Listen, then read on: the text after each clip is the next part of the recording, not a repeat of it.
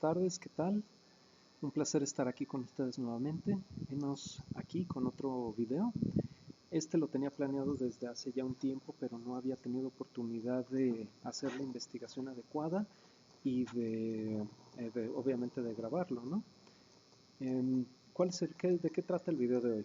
Bueno, para empezar tendría que preguntarles ¿cuántos de ustedes consideran que las noticias que ven o que leen en cualquier medio informativo son completamente objetivas, puntuales, honestas, que se nos entregan de esa forma? Resolviendo esto, habría que analizar el por qué creemos esto. ¿Por qué si nosotros estamos hablando o si muchas personas piensan que los medios informativos del Estado, me refiero por supuesto a canales del Estado, sea del gobierno, canales o medios de cualquier tipo de publicación, la gente pensaría, esto es como un vehículo para la propaganda del Estado? ¿Por qué no se hace el mismo pensamiento con los medios masivos de comunicación? Porque a final de cuentas le pertenecen a intereses privados o a capitales privados que por supuesto tienen sus propias agendas y objetivos particulares. Se sorprendería uno, de hecho, al encontrar que en la mayoría de los casos de comunicación o canales del Estado, o canales estatales, tienen un poco más de libertad de tocar temas que muchos de los medios privados que nosotros consideramos neutrales u objetivos. Aquí la cuestión es el porqué de todas estas aseveraciones que acabo de mencionar y a hacerles una pregunta a ustedes que veremos más adelante. ¿Quién controla los medios masivos? ¿Quién realmente controla los medios? Bueno, pues este tema lo toca Noam Chomsky en su libro, ay Dios mío, se me fue, Creating Consent, creando consentimiento, y esto es debido a lo siguiente. Para comenzar, hay que plantearnos una situación en donde nosotros vivimos en una democracia, pero si nos vamos a un gobierno totalitario, estos gobiernos no necesitan formar la opinión del pueblo, porque por eso son gobiernos totalitarios. A final de cuentas, ellos son los que deciden qué es lo que se hace y no hay discusión al respecto, no les importa lo que los ciudadanos opinen. En estos casos es porque obviamente hay un tipo de violencia si no apruebas o si no estás de acuerdo en lo que el Estado manda y dice. O sea, violencia puede ser tanto política, social o física en el peor de los casos, ¿no? O sea, que estés en desacuerdo con el Estado, simplemente te matan. Es como un ejemplo, ¿no? Pero cuando el Estado no puede controlar a la gente de esta forma, digamos en una democracia, entonces, que es una forma muy obvia de control, entonces la voz de la gente que puede ser escuchada, tienes que controlar lo que la gente piensa. Si tú estás en un sistema como el que nosotros estamos, democrático en teoría, no puedes de la misma forma controlar a las personas. No las puedes controlar con una amenaza de violencia, necesitas algo más sutil, necesitas controlar los pensamientos de la gente. No todos, pero sí los que cuentan, sí los importantes. La forma estándar de hacer esto, nos dice Chomsky, es mediante lo que en tiempos más honestos se les llamaba propaganda, o crear ilusiones necesarias para manufacturar el consentimiento. ¿A qué se refiere esto? La propaganda también es una cuestión muy evidente. Realmente fue Goebbels el que realmente formó lo que fue la ciencia de la propaganda. Goebbels fue el encargado de la cuestión visual y demás de los nazis, y de ahí, pues, seamos honestos, muchas personas agarraron los conceptos de Goebbels para aplicarlos en distintas cosas. Hay gente que dice que Goebbels es el padre de la mercadotecnia, a final de cuentas. Está interesante eso, mencionarlo. La función primaria, nos dice también Chomsky, de los medios masivos, por lo menos en los Estados Unidos, pero creo que esto es algo que se puede aplicar a la mayoría de los países. Obviamente estamos hablando de los democráticos. es el de mover el interés público hacia los intereses especiales que dominan el gobierno y el sector privado. Aquí la cuestión es obviar el hecho de que nosotros sabemos que el gobierno, eh, en mayor o menor grado, posee un infiltramiento de parte de intereses especiales que trabajan en conjunto. Tanto el poder político junto con el poder económico de los países trabajan generalmente en objetivos muy similares. Esto puede ser obviamente en detrimento de la gente y es no hasta cierto punto, va en contra de la cuestión democrática.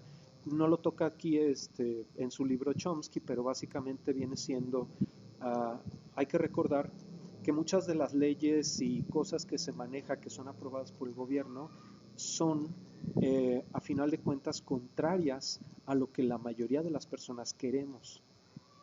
Bueno, ¿quién está en estas posiciones de tomar decisiones que determinan cómo funciona la sociedad? Esa es una pregunta que hay que hacerse para entender quiénes son los intereses especiales o cuáles son los intereses especiales. Estos están relativamente concentrados en las manos de una red de corporaciones, conglomerados o inversionistas. Estas son las mismas personas o los mismos grupos de personas que se mueven detrás de los gobiernos, así como son dueños de los medios. Son ellos quienes están en posición para tomar decisiones de cómo se maneja la sociedad, cómo funcionan, cómo se distribuyen los recursos, etc. La necesidad de satisfacer los intereses de estas personas impone enormes límites en el sistema político e ideológico. Creo que hasta aquí vamos bien en la parte esencial de lo que viene siendo quiénes controlan los medios de comunicación y el por qué. Pero es un poco más insidioso que esto. Para comenzar, hay que clarificar que no es necesariamente el caso de que se junten en un cuarto oscuro con una sola luz y todas las personas con intereses especiales estén fumando habanos o pipas llenos de humo, etcétera, donde todo sea muy secreto, como si fuera una logia o algún tipo de grupo sumamente, no sé, como, no quiero decir conspiranoico, pero algo similar, ¿no? Estos intereses se dan de manera natural. Dan de manera natural porque a final de cuentas lo que siguen es dinero, posicionamiento, poder, etcétera. Entonces no necesitan como que una agenda secreta, no, simplemente van guiándose por estos intereses y por estos objetivos que buscan. Hay dos objetivos para la propaganda. El primero es la clase política. Esto nos lo dice Chomsky y nos habla acerca de cómo se distinguen las personas en cualquier sociedad. La clase política es más o menos el 20% de la población, un poquito más, un poquito menos, pero son aquellos que dentro de la sociedad son relativamente educados y tienen una posición para tomar algunas decisiones, dependiendo de valga la repetición de la posición en la que se manejen. Son los que participan en la vida social como administradores o administradores de cultura. Es importante recordar que no solo hay administradores de bienes materiales, también los hay de bienes culturales. Y esto es muy importante porque la cuestión ideológica, la cuestión mental, el, el tejido cultural, también es importante para los intereses especiales por el control que le da de la gente. En estos casos, por ejemplo, en los administradores culturales entran lo que viene siendo artistas, escritores, reporteros, técnicamente sí, pero ahorita vamos a eso. Maestros, gente que está constantemente empapada en este ámbito de cultura. Juegan algún rol estas personas en la vida política, social y económica y su funcionamiento. Su consentimiento es crucial, ya que gracias a ellos se forma la sociedad y se va encaminando hasta cierta parte. Por eso son el grupo que tienen que ser indoctrinados. Luego tenemos todos los demás. Así lo menciona Chomsky. Básicamente es el resto de la población y ellos están ahí, visto desde el punto de los poderosos, solo para obedecer, no están para opinar, no están para hacer nada, sino más que para trabajar y formar parte del sistema, ser un engranaje más y continuarlo en movimiento. Eso es lo que son para ellos. Aquí, si ustedes notan, bueno, la propaganda va para los dos, pero está más enfocado en la clase política, la primera que mencioné. Los medios élite, ya retornando un poco al tema de los medios como tal, aquí en México, antes de tocar esto, necesitaríamos analizar un poco más porque si bien hay que observar que los medios masivos de comunicación que tenemos en México no son exactamente los que Chomsky analiza, porque esos son los de Estados Unidos desde los años 30, 40, si no me equivoco, más o menos. En México es diferente. En México, si ustedes observan, sí hay un tipo de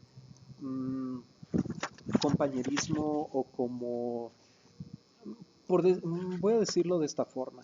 Los medios de comunicación en México, la mayoría, creo que son raras las excepciones, son básicamente prostitutas al mejor postor en turno. Y esto lo hemos podido ver a lo largo de los años con distintos sexenios. Cuando ustedes me dirán, bueno, pero es que los medios de comunicación critican a los gobiernos. A eso es a donde vamos. Primero que nada, analizar cuáles son los medios élite, aquellos medios de comunicación que son los más importantes y los que pautan o ponen la agenda. Chomsky nos dice, ellos son los que ponen el marco general. Los demás medios, o sea, los menores, los de segundo, tercer grado, solo aceptan la agenda y se guían por ella. Ponen esta agenda de muchas formas. Ejemplo, seleccionando los temas, la distribución de las preocupaciones, que es básicamente selección de tema y distribución de preocupaciones es qué temas son de los que vamos a informar a la población, cómo vamos a distribuir las preocupaciones, o sea, qué es en donde yo quisiera que la gente se preocupara, que la mirada de la gente estuviera dirigida a énfasis y demarcación de problemas. Eso también es muy importante porque tiene que ver con la cuestión ideológica. Filtrar información, ¿qué tanto de este tema te voy a dar? Marcando los límites de los debates. Y es en este último punto donde hago un énfasis porque precisamente era lo que comentaba hace un momento. Al marcar los límites del debate, lo que hacen los medios de comunicación, más bien la forma en que lo hacen es, observa cómo yo estoy criticando tal cosa que hace el gobierno o tal compañía o lo que sea. Cuando yo lo estoy haciendo como medio de comunicación, te estoy poniendo notas, te estoy poniendo artículos al respecto, noticieros y demás. ¿Qué pasa? La gente entonces lo ve, adquiere la información y dice, sí, o sea, están criticándolo y todo. Pero aquí la cosa es que como los medios de comunicación ya lo están haciendo, ellos están demarcando una barrera, un hasta aquí. O sea, está bien que lo denostemos, que lo señalemos, a lo mejor se está buscando una acción legal o lo que sea, pero hasta aquí. Ese es el límite que tú como público tienes para quejarte de algo. Y esto está ligado con la cuestión de que los medios de comunicación quieren que seamos únicamente receptores, pero que no tengamos la capacidad de analizar y profundizar los temas. ¿Por qué? Cuando nos entregan la información, que en teoría debería de ser objetiva, honesta y demás, lo que están haciendo es básicamente, es como si fuera comida para bebé. Te están dando ya toda la información y todo, pero solo están esperando que la mastiques y la tragues y tan. No hay realmente no hay un ejercicio o un llamado a la población de hacer algo más al respecto. Entonces, esto tiene que ver con la cuestión de los límites del debate. Hasta ahí es el límite, no hagas nada más de lo que yo haría como medio de comunicación. Repitiendo las formas en que los medios de comunicación fragmentan o ponen una demarcación a todo esto es, determinan, seleccionan, forman, controlan, restringen, sirven a los grupos dominantes de élite. Eso es como lo hacen. Y esto se aplica a la historia. En intereses de quién es que la historia se forma o registra. No voy a ahondar en los ejemplos que pone Chomsky, que son muy puntuales, particularmente con el New York Times, si no me equivoco, eh, donde básicamente ellos tienen un registro de lo que ha pasado o de las notas más importantes, pero lo hacen basándose en una percepción editorial o personal de la propia compañía, de la propia publicación, y entonces hay noticias que no tienen relevancia para ellos, pero que también que podrían ser muy importantes para algunas personas o algún sector de la población. Es lo mismo, siempre van a tratar de controlar el discurso para que los beneficie a ellos y su propio discurso. Esto no tiene que ver con ninguna tendencia liberal o conservadora. ¿Por qué hago esta aclaración? Porque mucha gente va a decir, ah, bueno, es que los medios son conservadores o los medios son liberales. No en su mayoría. Hay casos muy evidentes. Voy a decir el caso más conocido para los que estamos metidos en noticias, que es en Estados Unidos de Fox News, que es un medio bastante conservador y donde es muy evidente sus bias o sus tendencias. Pero los medios, si realmente quieren funcionar bien para limitar el discurso y limitar el campo ideológico de las personas, van a tratar de mostrarse como medios liberales. ¿Por qué? Porque al tener una tendencia liberal o al mostrar una tendencia liberal, entonces son percibidos de manera más efectiva y al mostrarse de esta forma, ¿cómo podría ir yo como audiencia ir más lejos que eso? Que era lo que les comentaba hace un momento. Al plantearte que ellos ya están siendo liberales, o sea, están como progresistas, entre comillas, porque ese es el punto, ¿no? Hacerlos ver como progresistas, entonces tu campo de discurso se va a ver limitado a eso. Básicamente es como si yo dijera, la gente es un derecho humano que la gente tenga una casa por default. O sea, que sea provista, pequeña, o sea, no sé de cuántas habitaciones, un baño, dos baños, no sé lo que sea, pero el gobierno, nosotros como sociedad le tenemos que proveer a una persona una vivienda. ¿Y qué va a pasar? Me van a señalar como un extremista porque no está dentro del discurso como tal. Es algo que está tan rebasado por la izquierda en este caso, ¿no? Está tan rebasado de lo que las personas opinan que entonces me van a decir, ah, estás loco. Y lo mismo se puede manejar con muchas otras ideologías y conceptos, ¿no? Obviamente estoy abogando por los conceptos humanistas, no estaría abogando por una cuestión como que alguien dijera, ah, sí, es que yo considero que todos los, no sé, eh, que todos los elige tu clase, tu minoría, una minoría o algún sector de la población eh,